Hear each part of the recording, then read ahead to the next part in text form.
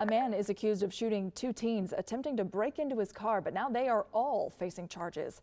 It happened outside of Southeast Atlanta Waffle House on Memorial Drive Monday night. Police say the man came outside of the restaurant and saw the two teens trying to break into his car.